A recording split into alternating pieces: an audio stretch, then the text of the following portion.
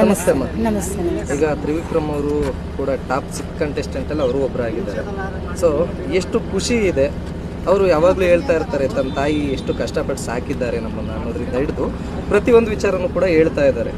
ಈಗ ಈ ಒಂದು ಸ್ಥಾನದಲ್ಲಿರುವಂಥ ತ್ರಿವಿಕ್ರಮ್ ಅವ್ರನ್ನ ನೋಡಿ ನಿಮ್ಗೆ ಎಷ್ಟು ಖುಷಿ ಆಗ್ತಾ ಇದೆ? ಪ್ರತಿ ವಿಚಾರಗಳಲ್ಲೂ ನಿಮ್ಮ ಬಗ್ಗೆ ಮಾತಾಡ್ತಾರಲ್ಲ, ಅದಕ್ಕೆ ಎಷ್ಟು ಖುಷಿ ಇದೆ, ಏನು ಅನ್ಸುತ್ತೆ? ಅವನು 11 ವರ್ಷದಿಂದ ತುಂಬ ಕಷ್ಟನೇ ಅನುಭವಿಸ್ಕೊಂಬಂದಿದ್ದಾನಲ್ವಾ.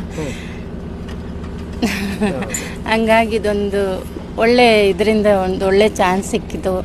ಅದರಲ್ಲಿ ಗೆಲ್ತಾನೆ ಅನ್ನೋ ಒಂದು ಇದಿದೆ.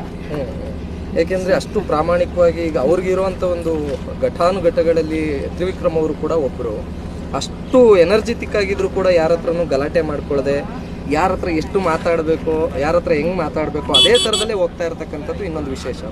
ಸೊ ಅದೆಲ್ಲ ನೋಡಿದಾಗ ಅಂದರೆ ನೀವು ಕಲಿಸಿರ್ತಕ್ಕಂಥ ಬುದ್ಧಿ ಇಲ್ಲೆಲ್ಲೋ ಒಂದು ಕಡೆ ಯೂಸ್ ಆಗ್ತಾ ಇದೆ ಅಂತ ಅನ್ಸುತ್ತಾ? ಹೌದು ಸರ್. ಇಲ್ಲ, ಚಿಕ್ಕದ್ರಿಂದನೂ ಅದೇ ಥರನೇ. ಒಬ್ಬರನ್ನ ನೋವು ಮಾಡ್ದವನಲ್ಲ, ಒಂದು ಇದನ್ನು ಮಾಡ್ದವನಲ್ಲ. ನನಗೇನೋ ಕೆಲವು ಮಾತಾಡಕ್ಕೆ ಬರಲ್ಲ. ಇರಲಿ ಅಮ್ಮ.